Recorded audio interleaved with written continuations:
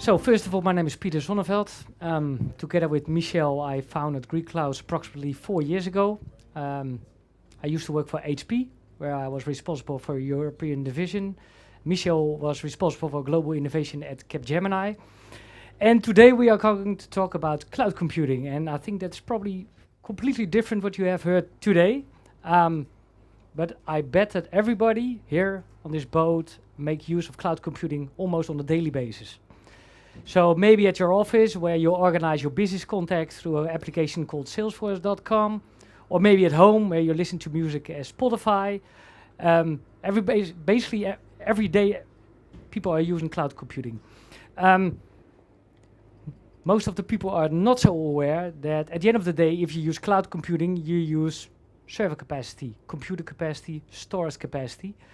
And because of the growth of cloud computing, the number of servers, the number of storage machines is exploding.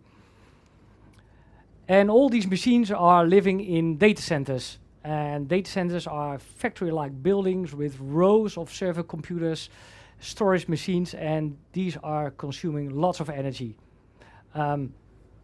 This is a direct statement of Greenpeace, who said that data centers are actually the factories of the 21st century. Because these data centers are using massive energy. It's already roughly the same CO2 emissions as the complete airline industry. The only thing is IT is really exploding. So, but the biggest issue, and what is really striking, is that of all the global capacity sitting in data centers, only 6 to 12% is actually used. And IT equipment has the nasty habit of using energy whether you use it or not. Even idle mode is still consuming energy. So of all the data worldwide, we only use 12% and the rest we are throwing away. So this makes IT not only one of the, let's say, fastest polluting industries, but also one of the most IT wasting industries. And the reason for that is that companies, big corporates, cannot predict anymore when to have the capacity available. They will expect peaks in demand, but they don't know when these peaks will occur. In combination that I cannot afford not to meet that peak. So as a result, everybody is building data centers over dimensioning its capacity. So we came to the conclusion within my HP time that this is not a sustainable model for the future. At the end of the day, companies should make use of each other's capacity. So from that standpoint, Green Clouds was founded. So this is really the essence of what we are doing, and I hope everybody can see it. So on one hand, we have data centers, and we call them suppliers. And they can make their excess or idle capacity available to Green Clouds. At the other hand, they can get it back at any point of time if they need it for themselves. We aggregate all this capacity, all this idle capacity into one new cloud environment. And we're offering this cloud back to the companies who need it, because that is the strange things. On one hand, there is a lot of excess capacity. At the other hand, there's a lot of need for cloud capacity. So Green Clouds, in essence, is aggregating all this idle capacity and offer it back to companies. Now, why is that so interesting? First of all, from an economic standpoint.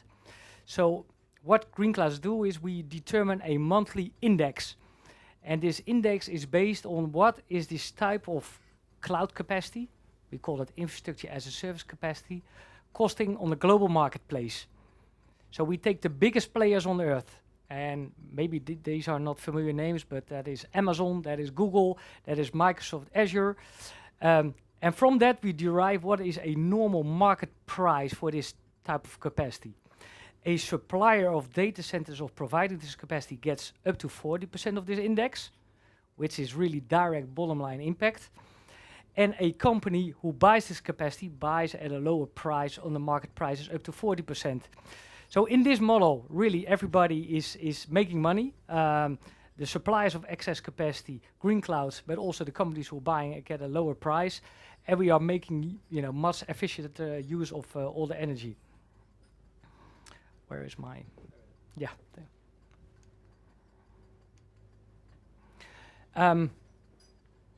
And it's not really only about price. So what we are also doing is we are creating local country hubs. That means that we are putting our software platform in an area where there's a lot of high density of data centers, for instance, Frankfurt. And we aggregate all this capacity locally, let's say in Germany, but we're also delivering it from Germany. So not only, is it very available, but it's also in line with companies in Germany. It's very important that data resides within the country limits.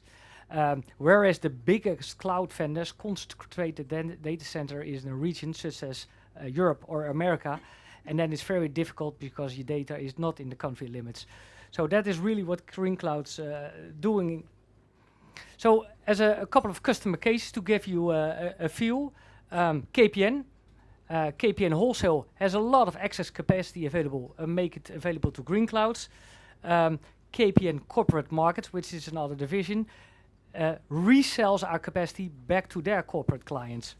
A company called Imtech, Dutch multinational, is using Green Clouds as their foundation to offer cloud services to their internal divisions. And TomTom actually is using Green Clouds to phase out an existing player, which is Amazon, because Green Clouds has a better offering and also more cost-effective offering. This is really our mantra: global capacity, local delivery. All multinationals really want to have the global capacity available, but at the other end, they want to have the data sit in a local area. We create, let's say, local hubs within countries, which means that we can deliver this capacity locally, and it's a very scalable model. We have our hub available now in the Netherlands. We are rolling out to Switzerland and UK, and we're really looking now to Russia. We have been in Moscow and Tatarstan, and we see a big demand for this type of services. And I think I've got only 1 minute left.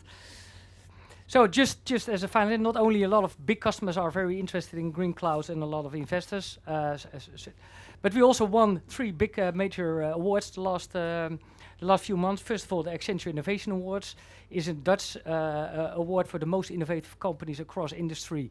So out of 1,400 companies, we're selected as top 5 company. We won the prize at the CeBIT in Germany, a very high-profile award. Amongst others, Bundeskanzlerin Angela Merkel was there. We were picked out at 45 countries as the number 1 for the most emerging sustainable IT company. We just received the Red Herring Award for the most innovative and promising company in Europe. I hope I'm just in time. Thank you very much. I use the cloud a lot and get it from Amazon, and we buy it on the spot market, so it is unbelievably cheap. Mm-hmm. So how will you cope with that sort of competition? Well, actually, Amazon and also the spot pricing, which is of course cheap because you build it on the spot. Amazon is part of our index, which means that we determine the index. 50% of our index is based on Amazon, and based on this pricing, we deliver our service on basically 40% below Amazon prices to big customers.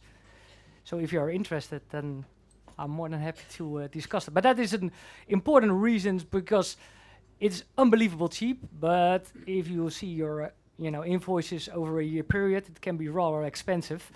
And we on typical are 40% below, let's say, the Amazon prices, because although it's very cheap, they also have a lot of margin on that service. So Rob, my question was relating to the kind of physical installations that you're putting in. So you've got one in the Netherlands and you're looking to expand, exactly. Expand. So could you kind of compare, how one of your data centers would be relative to, say, a Google data center, particularly in terms of energy requirements? I mean, are you doing anything special in terms of location so that you can minimize the energy requirement? Yeah, actually, we don't own a data center. We only use a software platform, which really runs on a very small instance, and actually we are working towards that it runs in our own cloud.